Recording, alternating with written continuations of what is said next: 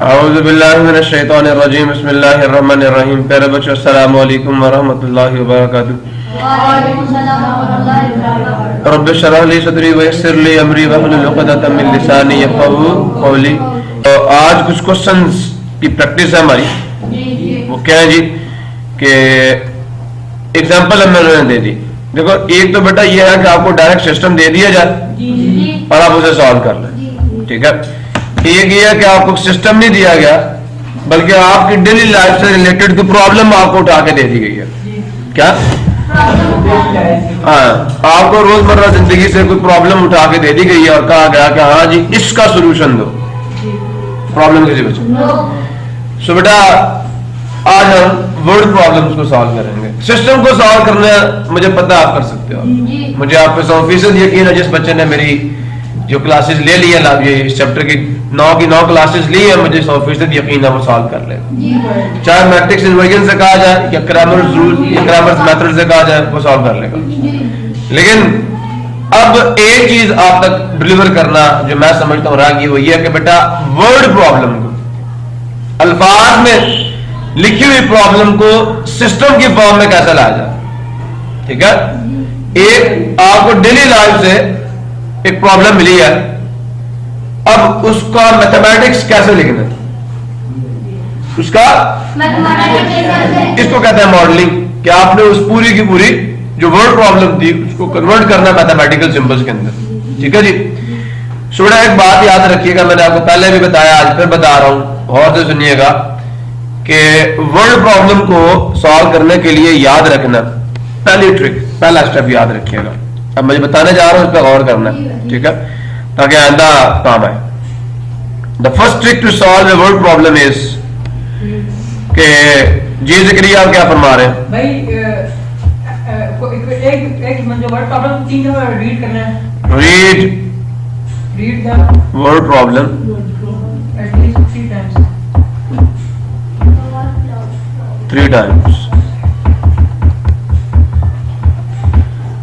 3 दफा पढ़ लो जरा, सर से पढ़ो, समझ ना आए फिर 3 दफा पढ़ो। And understand it. हाँ जी, अंडरस्टैंड इट।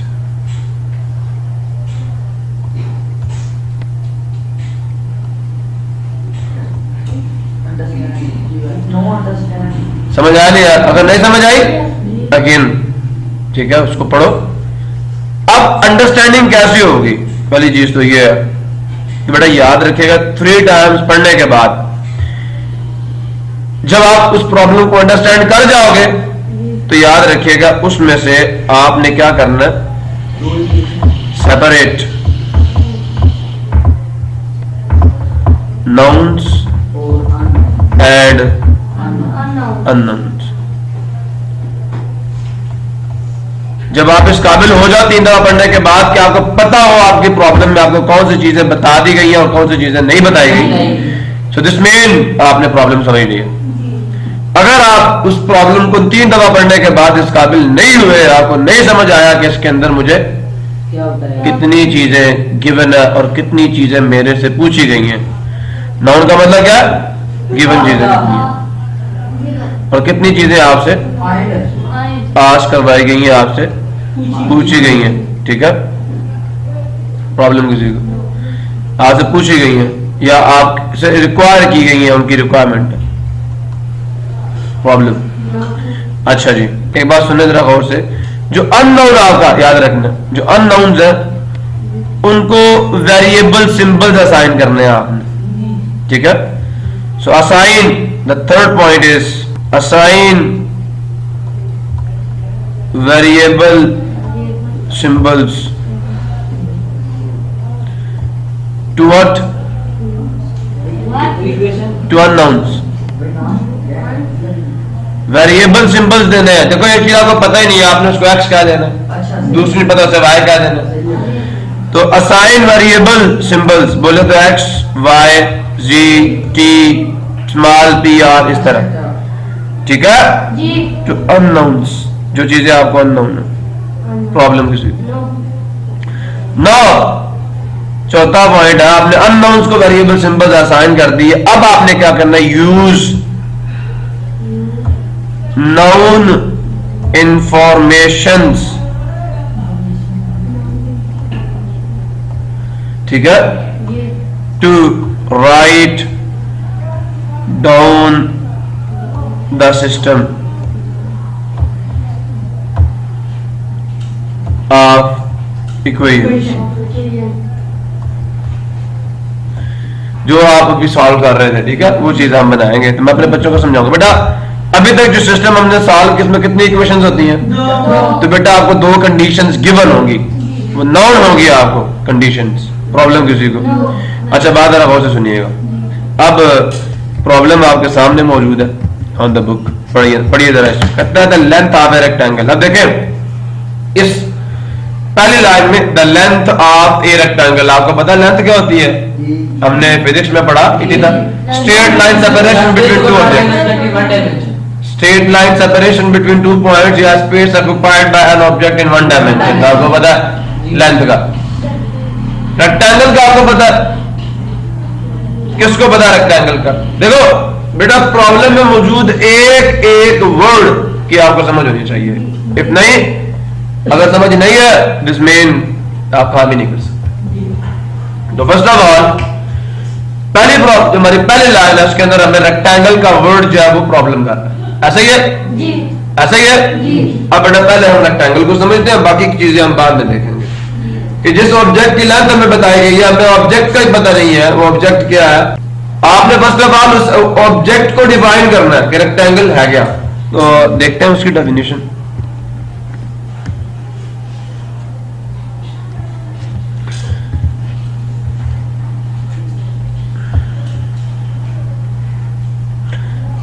कभी क्वाड्रिलेटरल की डेफिनेशन देखी है?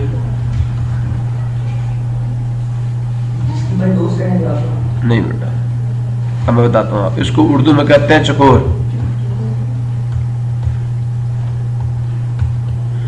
ठीक है, चार कोनों वाली बंद शक्ल, ठीक है। अब इसको कहना है ए क्लोज्ड का मतलब बंद, geometrical figure having sides and four corners is called quadrilateral। भाई फोर साइड्स इसकी इक्वल नहीं होगी बेटा, बेटा हमने कहा चार साइडें जी, चार कॉर्नर्स। एग्जांपल्स मैं आपको दिखा देता हूं। ये शक्ल यूं भी हो सकती है, ठीक है जी। ये शक्ल यूं भी हो सकती है,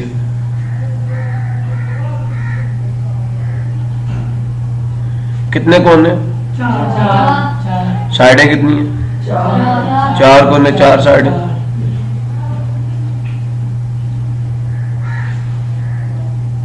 ठीक है,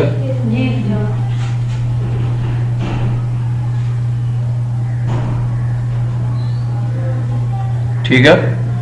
ये सारी की सारी एग्जांपल्स किसकी हैं? क्वाड्रिलेटरल, ठीक है जी।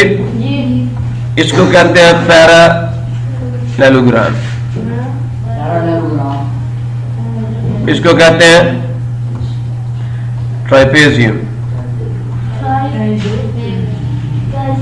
इसको कहते हैं स्क्वायर, ठीक है। इसको सुनिएगा जरा, सुनिएगा जरा गौर से।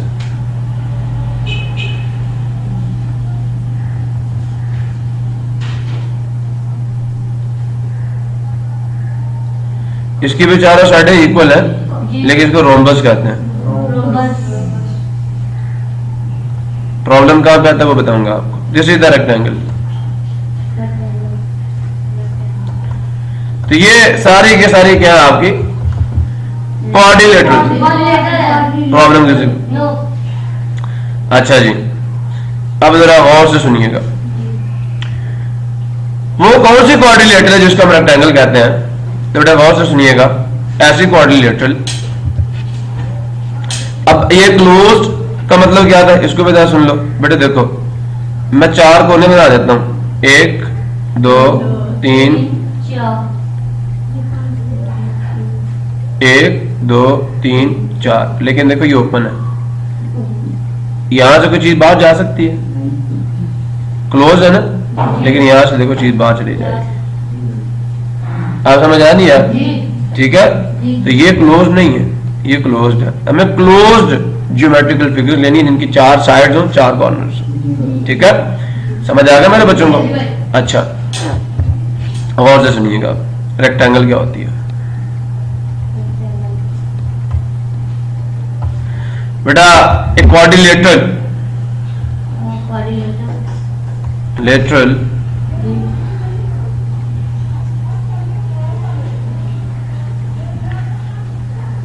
याद रखना, in which all the interior angles are 90 degrees and its opposite sides are equal in length। ठीक है बेटा, शाबाश।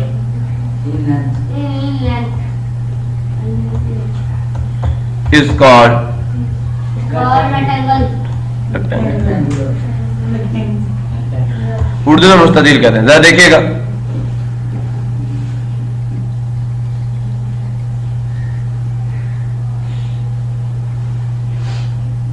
ये एंगल कितने का? 90 का, 90 का, 90 का। अब 90 डिग्री का एंगल क्या है?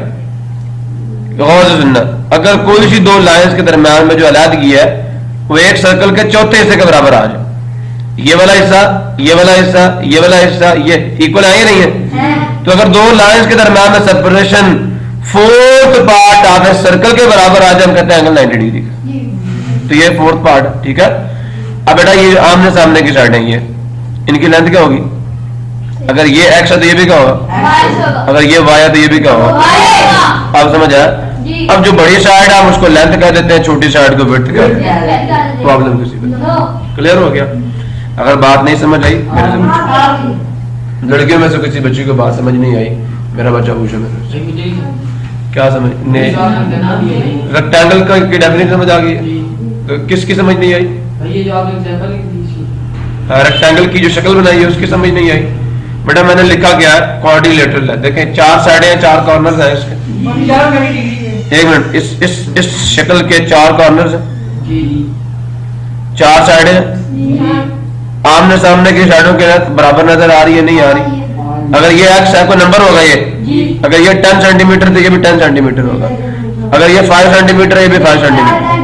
आप समझ आए? अपोजिट साइड्स की लेंथ इक्वल हो, और ये जो अंदर वाले एंगल्स हैं, एक है ये बाहर वाले एंगल्स, ये नहीं, इंटीरियर एंगल जो अंदर के एंगल है वो कितने डिग्री के हों?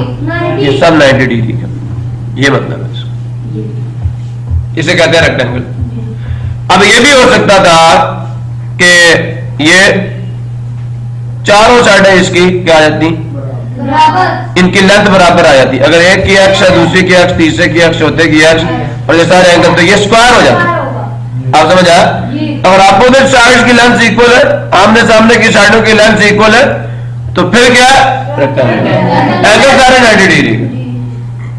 अब अगर एंगल 90 डिग्री के ना रहे, ठीक है, उससे छोटे हो जाए, उससे बड़े हो जाए, तो बेटा वो पैरेललोग्राम में रेक्टेंगल नहीं है। प्रॉब्लम किसी, ठीक है। तो ये कुछ चीजें हैं। फिर ट्रापेजियम क्या, we are not going to the details, हम सिर्फ हमें हमारे कौन सा रेक्टेंगल है फिलहाल बात करेंगे उनके बारे में भी, लेकिन फिलहाल हमें रेक्टेंगल को समझना था। तो एक ऐसी क्वाड्रिलेटरल जिसमें 2 खुसूसियात हों, आमने सामने की साइडें बराबर हो, अपोजिट साइड्स। क्लियर हो गया? आमने सामने की साइड्स क्या हो? इक्वल हो। उसके बाद इंटीरियर एंगल जितने भी आ रहे हैं, उसके अंदर जो एंगल आ रहे हैं वो सारे के तरह इक्वल होने चाहिए, इक्वल होने चाहिए, और 90 डिग्री के बराबर हो, तो ऑटोमेटिकली इक्वल आ जाएंगे। प्रॉब्लम हो किसी बच्चों को पूछो? क्लियर हो गया? ये है रेक्टेंगल। अब रेक्टेंगल में देखो बेटा, एक साइड की लेंथ ज्यादा, दूसरे की क्या है? कम है। तो जो ज्यादा लेंथ रखने वाली साइड है, हम उसको लेंथ कह देते हैं उसकी। जो ज्यादा, जिस साइड का मैग्नीट्यूड ज्यादा है, हम उसको लेंथ कह देंगे। जिस साइड का मैग्नीट्यूड कम है, हम उसको प्रॉब्लम किसी अब अगर अपने सवाल की तरफ चले ना, अब मेरे ख्याल में अब पढ़ते हुए कुछ ज्यादा दुनिया चेंज नजर आएगी। द लेंथ समझ आ गई होगी, बड़ी साइड की बात हो रही है। आपके रेक्टेंगल बात पहुंच गई वहां तक, दिमाग में पहुंच गई। इज, ये बेटा याद रखना, मैथमेटिक्स में जब ये वर्ड इज आता है ना तो इसका मतलब इक्वल होता है। The length of a rectangle is मतलब लेंथ इक्वल है 6 सेंटीमीटर। अच्छा, फिर आ गया लेस, लेस का मतलब माइनस है, याद रखना। लेंथ बराबर है 6 के माइनस 6 माइनस 6 लेस है किससे, then the 3 times its width. बेटा सुनो ना, सुनो मेरा बच्चा, एक मिनट अंजला सुनो पहले। तो 6 लेस 6 कम है, कितना 6 कम है। ये किसका साइन बताया, 6 का, ठीक है। देन किससे 3 टाइम्स, बेटा ये 3 का मतलब 3 मैथमेटिक्स का जो सिंबल है, नंबर जो है 3 टाइम्स का मतलब मल्टीप्लीकेशन है। इट्स विड्थ मतलब उसकी विड्थ। तो क्या कहा इसने, उसकी विड्थ को 3 से मल्टीप्लाई करो और उससे 6 माइनस कर दो, उससे 6 माइनस कर दो। 3 टाइम्स विड्थ का मतलब 3 मल्टीप्लाई विड्थ माइनस 6। आप समझ आया? तो लेंथ इसके बराबर है। अब मैं भी लिख के दिखाऊंगा, ठीक है, कि अगर विड्थ को 3 से मल्टीप्लाई करके उससे लेस करो कितना 6, उससे 6 को माइनस कर दो तो क्या बन जाएगी लेंथ। अब पढ़ो, the length of rectangle is, बात पूरी होगी, लेंथ इक्वल है। अब दूसरी साइड पे आपने लिखना क्या है, 3 टाइम्स विड्थ माइनस 6। आप समझ आया? तो इक्वेशन बन गई आपकी है। ये पहली कंडीशन है, पहली कंडीशन। पहले समझो इसको, कोई जरूरत नहीं है भागने की, हमें कहे जी बस जी इसका जवाब ही आना, क्यों आना, वजह क्या। पहले कंडीशन को पढ़ के सिंबलाइज करना सीखो बच्चे, ठीक है। द पेरीमीटर, फिर नई बात आ गई, ये पेरीमीटर क्या नहीं पता ना, पहले समझ लेते हैं। देखो पेरीमीटर का लफ्ज आया रीडिंग में, अब उसको अंडरस्टैंड कर लेते हैं। पेरीमीटर क्या, बेटा गौर से सुनिए, मैं सिर्फ इसी की बात नहीं कर रहा, रेक्टेंगल की बात नहीं कर रहा, मैं इसकी बात नहीं करूंगा। आपके पास चाहे कोई ट्रायंगल हो, 3 कोनों वाली बंद शक्ल हो, चाहे आपके पास पेंटागोन हो, 5 कोनों वाली बंद शक्ल हो, जब मेरे प्यारे बच्चों बात आती है ना पेरीमीटर की, किसकी,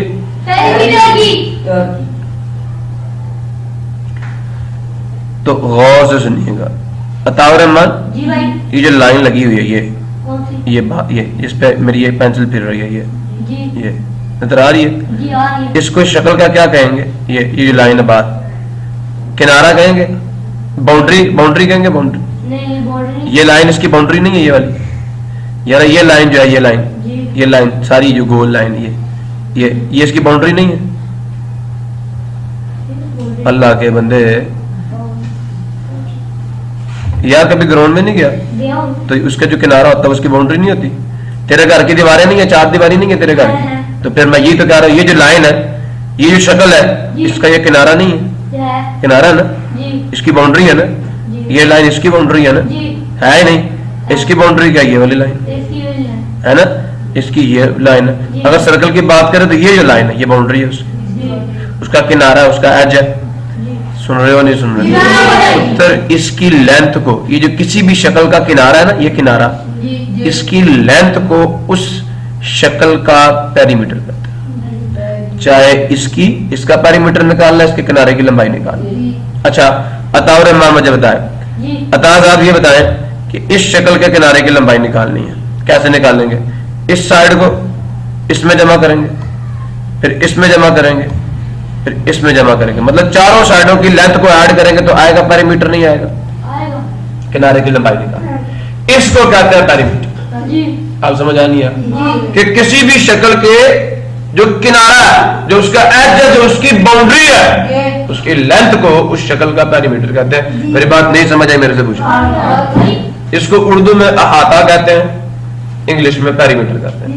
कि इस किस चीज ने इस चीज को घेरा समझते हो, किनारा, कि पूरी की पूरी शक्ल का किनारा जो है उसका, उसकी लंबाई पेरीमीटर। जी सर्कल की कौन सी बाउंड्री होती है बेटा, आपको नजर आ रहा है सर्कल मैंने बनाया हुआ यहाँ पे, ये सर्कल है, जी तो ये जो लाइन है ये उसकी बाउंड्री नहीं, ये लाइन जिसकी मैं बात कर रहा हूँ, ये लाइन, इसके बाहर सर्कल होगा, इसके अंदर सर्कल होगा नहीं, ये लाइन सर्कल हो जाता खुद है, तो यही उसकी बाउंड्री है, यही लाइन। तो इसकी लंबाई निकाल लोगे तो सर्कल का पेरीमीटर आ जाएगा जो कि 2 पाई आर के बराबर होता है। अब ये कैसे फार्मूला प्रूफ होता है फिलहाल हम डिटेल में नहीं जा रहे, हमें ये पता होना चाहिए कि इसके किनारे की लंबाई कैसे निकाली जाती है। प्रॉब्लम फिलहाल हमारा एम ये नहीं है, हमने तो जाना ही नहीं है। सादा सी चीज, अब देखो अगर इसकी एक साइड की लेंथ x है, इसकी एक साइड की y है, इसकी z है, तो इस ट्रायंगल का पेरीमीटर जो p होगा वो एक side x plus y plus z, मतलब तीनों साइडों की लेंथ को ऐड करने चाहिए। ये बात नहीं समझ आएगा कुछ, तो फिर क्या कहना है, the length of the boundary, the length of the of A geometrical figure. तो किसी भी ज्योमेट्रिकल फिगर या क्लोज ज्योमेट्रिकल फिगर की जो boundary, the length of the boundary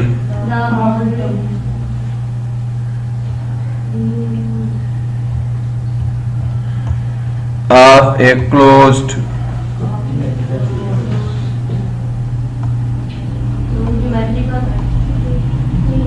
figure is called its perimeter. बेटा perimeter, not parameter. प्रॉब्लम किसी को? Parameter नहीं कहते इसको। बेटा पैरामीटर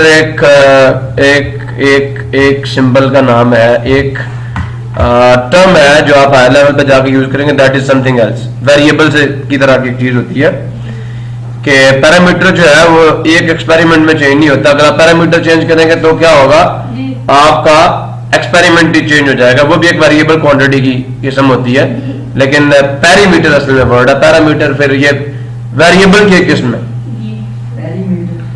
समझ आया नहीं यार? क्लियर हुआ नहीं हुआ?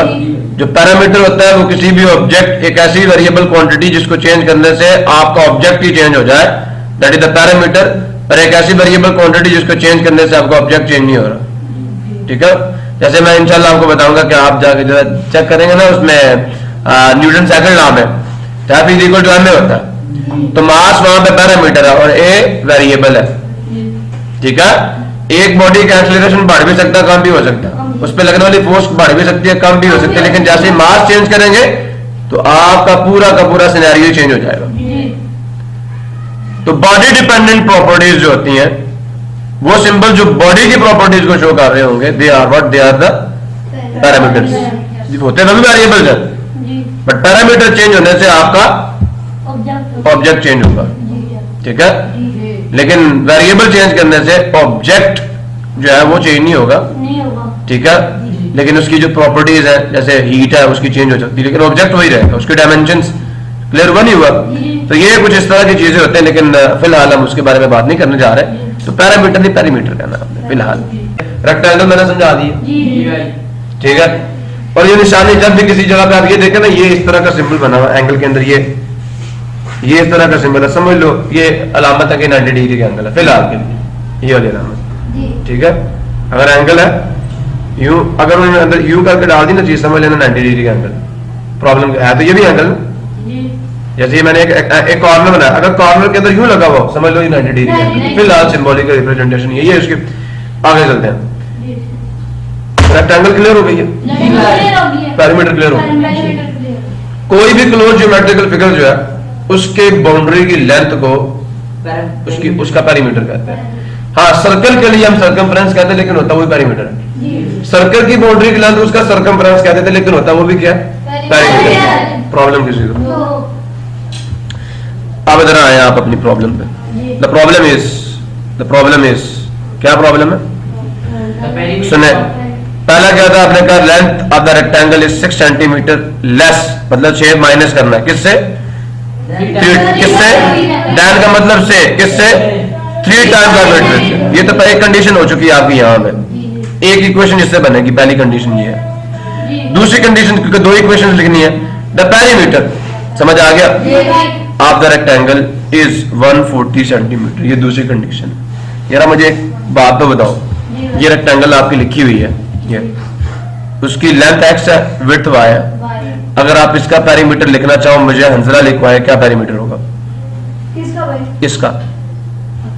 जी हंसला, इसका पेरीमीटर लिखवा मुझे। x प्लस एक्स आगे प्लस y प्लस का। शाबाश, मतलब चार साइडों के लेंथ को x plus y plus x x plus y plus x plus y, ठीक है ना बेटा? चारों साइडों के लेंथ ऐड कर ली। देख बेटा x कितनी दफा आ रहा है, और 2 दफा आके ऐड हो रहा है, मल्टीप्लाई हो रहा है। तो आपको पता एडिशन के बारे में कोएफिशिएंट बताएगा, पक्की गल ना? जैसे बच्चे ने मसला है पूछे, अच्छा यार एक और काम कर लेने दोगे? अगर मैं ऐसे कर लूं, पेरीमीटर दोनों में 2 आ रहा है यार, बार 2 लिखने के बजाय मैं क्या करूंगा यहाँ पे? हाँ जी यार, तुम तो मैथमेटिशियन बन गए। जी भाई ये फार्मूले तो बच्चे रटते हैं और आपने प्रूव कर लिया कि पेरीमीटर रेक्टेंगल का यूं होता है। जी बस वही आंसर है। तो और क्या पेरीमीटर निकाल लिया आपने, और क्या निकालना? शाबाश है। और भाई मैथमेटिक्स मुश्किल नहीं है, आपने खुद बनाया होगा, क्योंकि हम आपसे रटा हूं मैथमेटिक्स को। फार्मूला खुद ब खुद बनेगा अगर डेफिनेशन आती है। ये पेरीमीटर का फार्मूला आपने खुद बनाया, ठीक है? पूछो जवाब। तो आपके पास रेक्टेंगल थी, आपने उसके चारों साइडों के लेंथ को जमा कर लिया, पेरीमीटर का फार्मूला आ गया। अब आपने 2 कॉमन खुद बात निकाला है, तो ये फार्मूला आपको बुक पे लिखा हुआ मिलेगा। बच्चे कहेंगे आया कहां से, आपने प्रूव भी कर दिया बाय डेफिनेशन कि किनारे की लंबाई है। क्लियर हुआ बेटा? अब जितनी चीजें आपकी इस वर्ड प्रॉब्लम में थी, पढ़ो, सारी पूरी हो गई। लेंथ का समझ आ गया, मैग्नीट्यूड आप ग्रेटर, ठीक है? ग्रेटर मैग्नीट्यूड साइड को लेंथ कहते हैं, दूसरी को विड्थ कह देते हैं। रेक्टेंगल समझ आ गई है, पेरीमीटर समझ आ गया। रेक्टेंगल बी में फिर 140 सेंटीमीटर पेरीमीटर, ठीक है? तो P इज ना, रेक्टेंगल का पेरीमीटर इज इक्वल 140। अच्छा शाबाश बेटा शाबाश। Find the dimensions. बेटा डायमेंशंस का मतलब लेंथ, विड्थ, हाइट। जी समझ आ नहीं है? ये मतलब है इसका।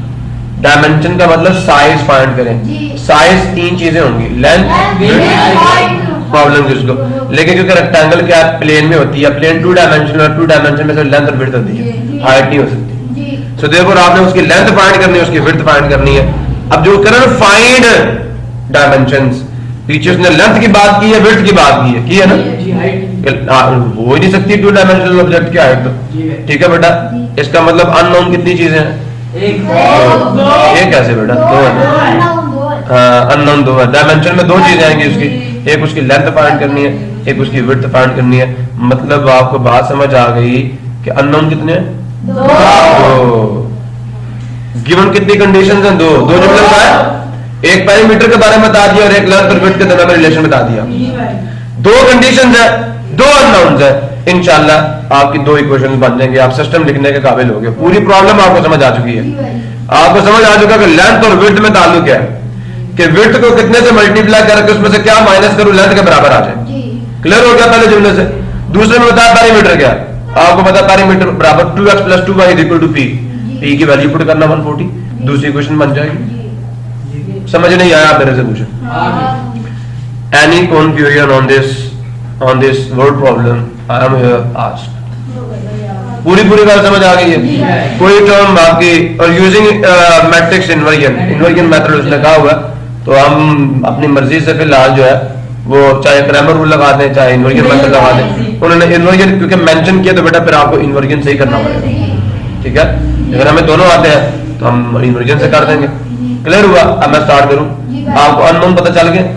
क्या अननोन? आखिरी पे लिखा फाइंड, इसके बाद सब अननोन है। डायमेंशंस का मतलब 2 चीजें, आपने रेक्टेंगल के लिए आए 2 चीजें, और जब डायमेंशंस फाइंड करनी है तो उसकी लेंथ भी फाइंड करनी है, उसकी विड्थ भी फाइंड करनी है। मतलब ना लेंथ आपको पता ना नहीं पता आपको। अब हम करते हैं। तो बेटा पहले मैंने क्या कहा था, अब जरा आए ना पीछे, मैंने 3 दफा पढ़ना, अंडरस्टैंड कर लिया? सेपरेट हो गया नोन अननोन। नोन में 2 कंडीशंस है और अननोन क्या है, लेंथ और विड्थ है। आपने असाइन करना है variable symbols x y z t p जो भी हैं टू अननोन्स। अननोन्स का लेंथ और विड्थ आपने बेटा यहाँ लिखना है। मेरा गौर से सुनिए, आप मेरा बच्चा गौर से सुनेगा। ये तो देखें, अब क्या लिखना बेटा आपने, लेट। आगे एग्जांपल नंबर जो भी है, I think so this is 3, so you will have to write here let. Let का मतलब फर्ज करो, कहता मैं ये असाइनमेंट है, आप कहते हैं कि length of rectangle is x. समझ आ गया? ठीक है, the length of rectangle is x.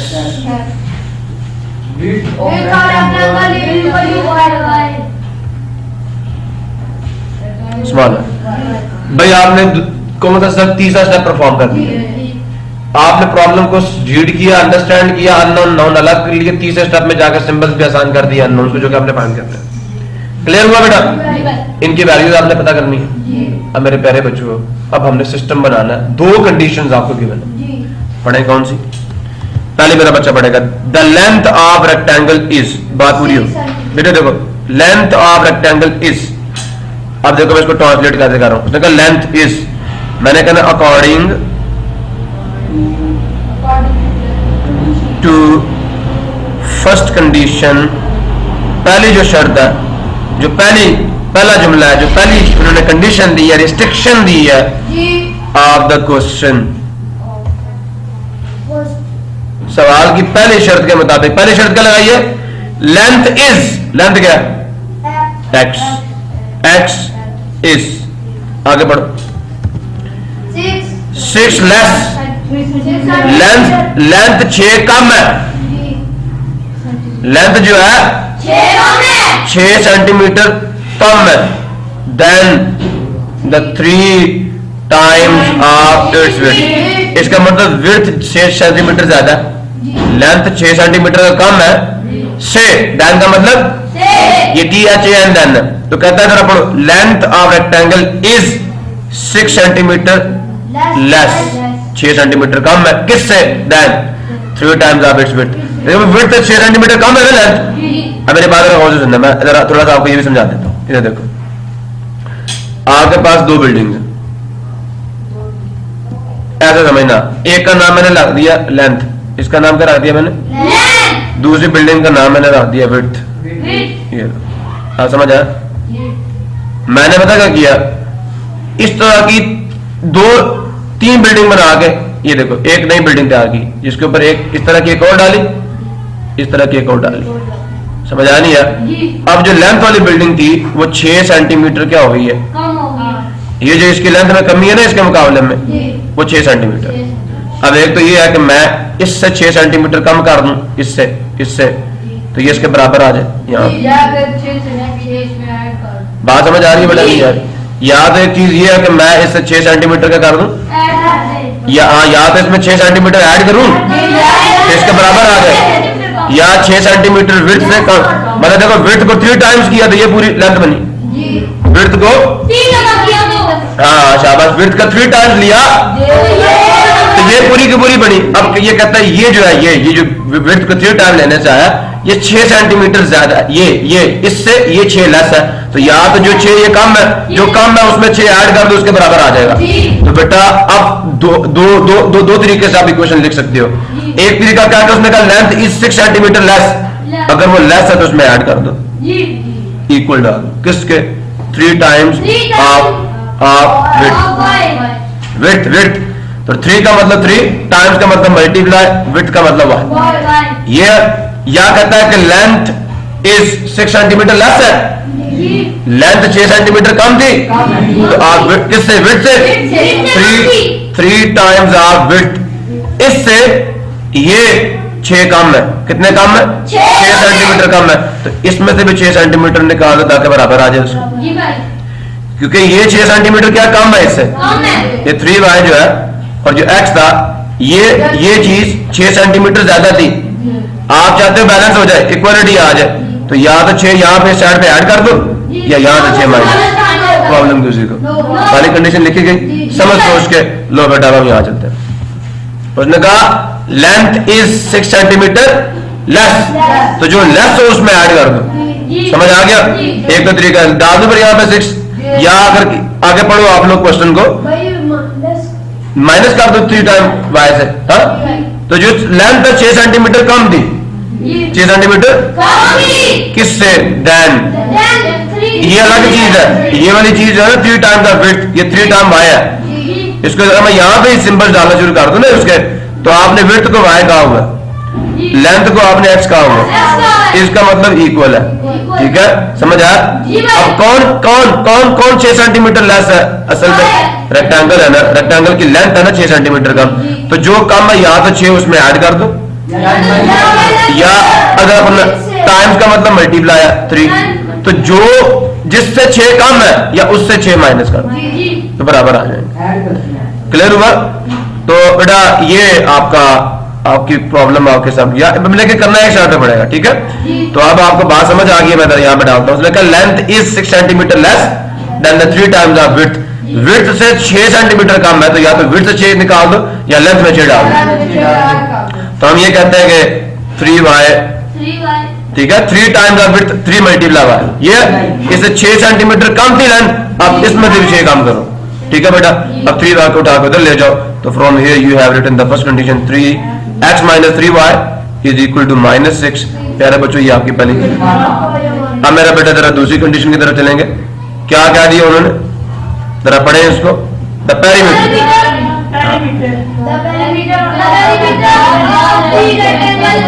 The perimeter rectangle is, कहा ना, पेरीमीटर रेक्टेंगल इज 140 सेंटीमीटर। बेटा आपको पता है पेरीमीटर का फार्मूला क्या, पता है ना? अब मेरे बात और से सुनना, कहना according to second condition of question. Problem किसी मेरे प्यारे बच्चे जरा बात और से सुनेंगे, गौर से देखेंगे, देखना जरा गौर से। According to the second condition of question, उन्होंने कहा पेरीमीटर जो है 140 है। तो बेटा अभी आपने एक फार्मूला लिखा था रेक्टेंगल के पेरीमीटर, रेक्टेंगल की शक्ल सामने बना देता हूँ आपकी। हमने इसको x कह दिया, इसको y कह दिया, ऐसे है ना? तो बेटा ये x होगा, ये y होगा। पेरीमीटर आपको पता क्या होगा, p is equal to 2x plus 2y कह दूं, है? तो बेटा ये कितना का उसने पढ़ना वहां से, पेरीमीटर इज मतलब p इज 140।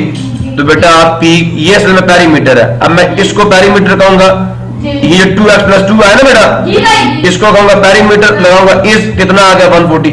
सवाल को फिर पढ़ो सवाल को, उसने कहा पेरीमीटर और रेक्टेंगल इज, तो रेक्टेंगल का पेरीमीटर का 2x प्लस 2 है, इसके बाद इक्वल और 140 इक्वल के बाद डाल देना। समझ आया नहीं यार? पेरीमीटर क्या,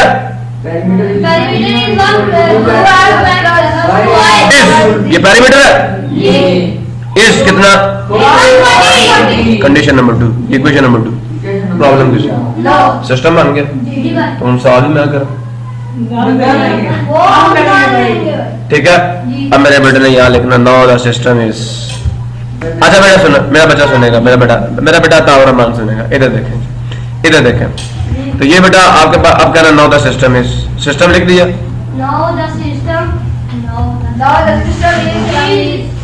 सिस्टम इज क्या जी,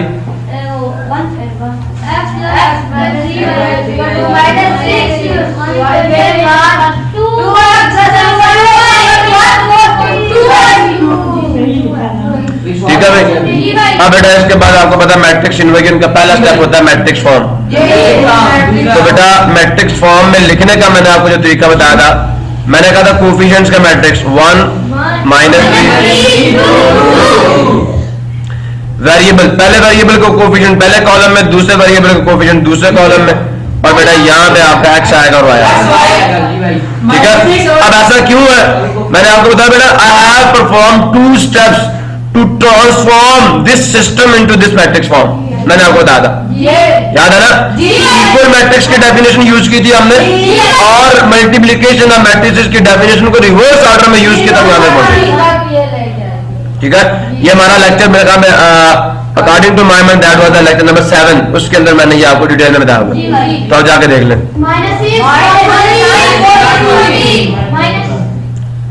-6 आ गया, 140 आ गया। ये बेटा इसको हमने इक्वेशन नंबर 3 का नाम दे दिया। मैक्सिमम बच्चे हमें से ये भी नहीं करते, 3 का नाम ही नहीं देते। फिर सपोजिशन स्टेप होता है हमारा, ये लिखना मैट्रिक्स फॉर्म अपने वर्ड्स में पूरा अंग्रेजी में, ठीक है, सिंबल्स नहीं यूज करने। अब कहना लेट, ये पहला मैट्रिक्स, ये पहला मैट्रिक्स ये है।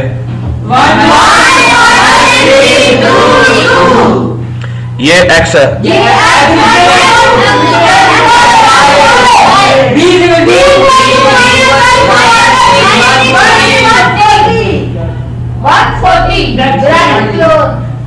प्रॉब्लम बेटा आपने जब सिंबल्स डाल दिए तो सिंबॉलिकल फॉर्म ऑफ 3 क्या आएगी? No 3 will be after symbol, after assigning the symbol to the matrices you will have no 3 will be. ये है डाला, ये हो चुका डाला कैपिटल में, प्रॉब्लम बेटा किसी को जैसे देखिए नंबर। अब बेटा इसके आगे हमने फिर 3 स्टेप परफॉर्म किए थे। बहुत सारे बच्चे कहेंगे बी वहां जाकर डिवाइड होगा, बेटा पहली बात ही फजूल कर दी, मैट्रिसेस में डिवीजन पर आएगी, ठीक है। सो देयरफॉर इनवर्स से मल्टीप्लाई किया था दोनों साइडों को। मैंने कहा था कि अच्छा सुनिए आप जो इसकी लिखेंगे इन्वर्टेड फॉर्म, उसमें आप ए इनवर्स को सुन लो आप ए इनवर्स को इस साइड पे डाल दें, इस साइड में। वजह क्या है? क्योंकि बेटा ए इधर था तो हमने इनवर्स को भी लेफ्ट साइड से मल्टीप्लाई करना है, राइट साइड से नहीं करना। अगर राइट साइड से मल्टीप्लाई करेंगे तो हमारा काम ही नहीं होगा, ए कैंसिल ही नहीं होगा, ठीक है। और मजे के बाद अच्छा फिर क्या ये उधर ए इनवर्स इधर नहीं हो सकता, बी इधर नहीं हो सकता, तो जवाब क्या? क्योंकि कम्यूटेटिव लॉ होल्ड नहीं करता मैट्रिसेस की मल्टीप्लिकेशन में, इस वजह से ए इनवर्स यहाँ पे आएगा। ये मैं आपको डिटेल में जवाब दे चुका हूं, ठीक है। अब जरा गौर करो, हमें सिर्फ एक्स और वाई पता करना था ना, हमने वेरिएबल का मैट्रिक्स अलग कर लिया कोएफिशिएंट्स के मैट्रिक्स से। अब बेटा गौर से देखो, ये चीज आप परफॉर्म कर लो, आपको एक्स के अंदर मौजूद सिंबल्स की वैल्यू पता चल जाएंगी। अब आपके पास बी तो है लेकिन मेरा बच्चा ए है, ए का इनवर्स नहीं है, तो बेटा आपने 3 steps you will have to perform. Now we will determine, वो डिटरमिनेंट नहीं डिटरमिन मालूम करेंगे। We will determine what? A inverse। तो बेटा पहला स्टेप का तो डिटरमिनेंट निकालना, हाँ डिटरमाइन, ठीक है। 1 - 3 2 2।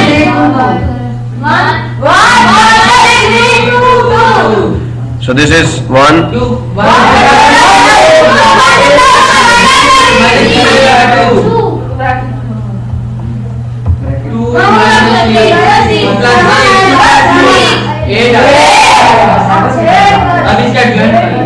नो इसी मैट्रिक्स का जो क्या जिसका आपने डिटरमिनेंट निकाला है उसका बेटा आप लोग एडजॉइंट निकालेंगे। दूसरा स्टेप है ना, पहला स्टेप बेटा आपने कर लिया इनवर्स के लिए, दूसरा स्टेप के एडजॉइंट आ रहा है। 2 3 -2 1 प्राइमरी की पोजीशन सुन लो, प्राइमरी की पोजीशन चेंज करेंगे, सेकेंडरी के साइन चेंज करेंगे।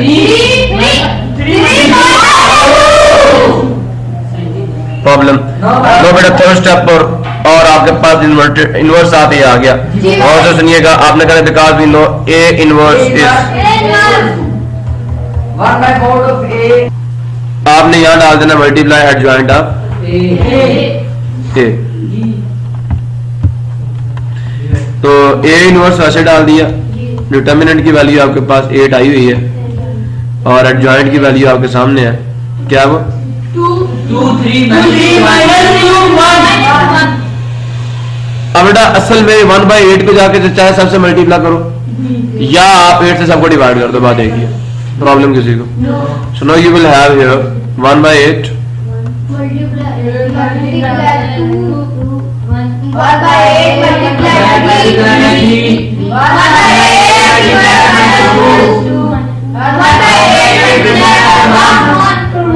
क्लियर हो गया। -1 क्यों है छोटी भाई जी, 1 मिनट छोड़ देना, छोड़ दे, करवाने दे इनको, करवाने दे। हाँ जा, तो अब क्या होगा 1/4 आ जाएगा, 3/8 आ जाएगा, -1/4 आ जाएगा, 1/8 आ जाएगा। 1/4 किधर इधर ऊपर नीचे यहाँ पे तो 1/4 ही लिखा था लेकिन उसको सर्दी लग गई है। अब आगे चले, दिस इज इनवर्स। लेकिन बेटा मैंने आपको एक बात कही, भाई आपने गलती की है भाई। जी जी गलती कर दी, मल्टीप्लाई नहीं करना था भाई। और गलती नहीं की, और लाला बात सुन, गलती कोई नहीं की, लेकिन हमने क्योंकि इनवर्स सिर्फ फाइंड नहीं करना, हमने इसको यूज भी करना। अब क्योंकि आगे मैट्रिक्स सुन ना बेटा, मल्टीप्लिकेशन मैट्रिसेस की होनी है 1/8 की, देखो फ्रैक्शंस आ गई हैं, फ्रैक्शंस को मल्टीप्लाई करना आपके लिए प्रॉब्लम है, तो तो ये प्रोसेस आपने नहीं करना, नहीं करना। ठीक है? कर तो लिया हमने, लेकिन यहाँ पे स्टॉप करना है। यहाँ इसके बाद, इस स्टेप के बाद आपने कहना है पुटिंग द वैल्यूज। सबसे पहले देखा पांचवी इक्वेशन में x है, फिर a इनवर्स है, फिर b है। तो बेटा x, a inverse and b in equation number 5। Putting values of capital X, a inverse and capital B in equation number, यही ना रोटेटेड फॉर्म जो है आपके उसके अंदर। अब because we know that the equation number 5 is, हमें पता है इक्वेशन नंबर 5 जो है वो क्या जी, capital X is equal to क्या जी, कैपिटल। सो स्टार्ट करते हैं जी, capital X is equal to, so because we know equation number 5 is a inverse times capital B। So now because हमें कैपिटल X का तो पता है कि दिस इज XY, हमें पता है a इनवर्स, अभी हमने लिखा 1/8, यहाँ पे क्या था 2,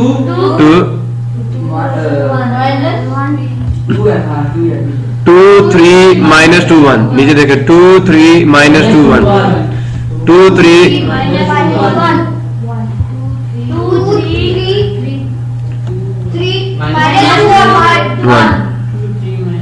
आगे B की वैल्यू। ठीक है, क्योंकि हमारा ठीक है। अब बेटा आगे b की वैल्यू आपने डाल देनी है, और b आपके पास है -6 और 140, याद है जब मैंने सिस्टम लिखा था एक -6 आ गया। अब आपने क्या करना है, आपने इन दो मैट्रिसेस को मल्टीप्लाई कर लेना है, क्योंकि मैट्रिसेस की मल्टीप्लिकेशन, अब मैं 1/8 से मल्टीप्लाई करता फ्रैक्शंस बन जाती है, तो आपने उनसे भी तो जान छुड़ानी है ना। तो अब 2 मल्टीप्लाई बाय प्लस प्लस 140। अच्छा बेटा क्या है कि रो बाय कॉलम मल्टीप्लिकेशन होती है, ठीक है, इसकी रो इसका कॉलम, लेकिन जब एक रो मल्टीप्लाई हो रही है तो एंट्रीज ऐड होती जाएंगी, उसके बाद नेक्स्ट चलेंगे हम। तो पहली रो पहला कॉलम है, अब आगे कॉलम ही नहीं है, तो दूसरी रो तो यहाँ एलिमेंट आएगा -2 -2 मल्टीप्लाई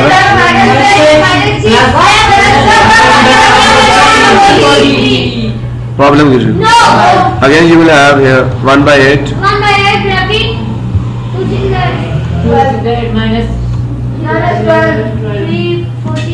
आगे 420 सोच ले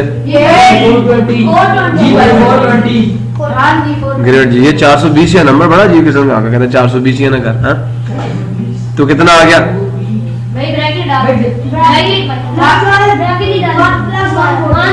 +140 ले ले जी ले, गुस्सा क्यों करते हैं, मैं डरा रहा हूँ ना, क्यों डरा रहे हो। 1/8 -12 और नीचे 130।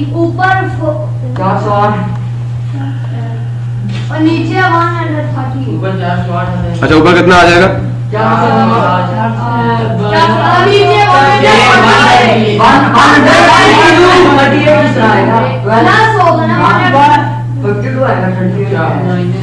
बेटा 1 + 1 जो है ना 0 2 हुआ, फिर 6 और 4 टू द 415, ठीक है। अच्छा ये देखो, अब बेटे 1/8 जाकर अंदर सबसे मल्टीप्लाई होगा, तो no the next step is 1/8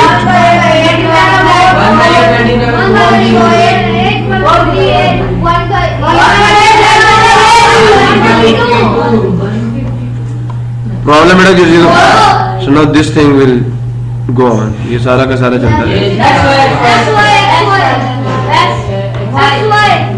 Now here you will have to write, no the next step is you will write here क्या है जी, XY। अब जरा हम चेक करते हैं, देखें देखें 8 1 8 8 5 40 51, तो यहाँ पे पहला नंबर तो 51 आ गया, दूसरा क्या 8 1 8 7 72 8 9 19 आ गया, ठीक है 72, तो यहाँ पे कितना आ गया 19 लाला 19, ठीक है। प्रॉब्लम किसी को, सुनो बेटा, by using the definition of equal matrix,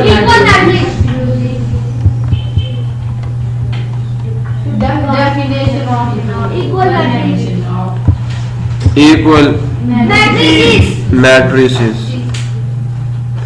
क्या बेटा, जब दो मैट्रिसेस इक्वल होते हैं तो उनकी करस्पॉन्डिंग इंट्रीज और उनका ऑर्डर, देखो इसका ऑर्डर सेम है, दोनों का स्ट्रक्चर सेम है और कंपोजिशन सेम है। का इक्वल है जिसका मतलब x इक्वल टू 51 हो जाएगा। X equal to 51, Y equal to 90। अच्छा, अब आपने पता क्या करना है, जी हैंस लिखना है, hence वापस जाना है सबसे पहली स्टेटमेंट पे, सपोजिशन वाली पे। ये length of rectangle is x, width of rectangle is y। ये अब ये चीज वापस वहां पे लिखें, hence Length of rectangle is x. length of rectangular rectangle, Is x. Rectangular किसने कह दिया?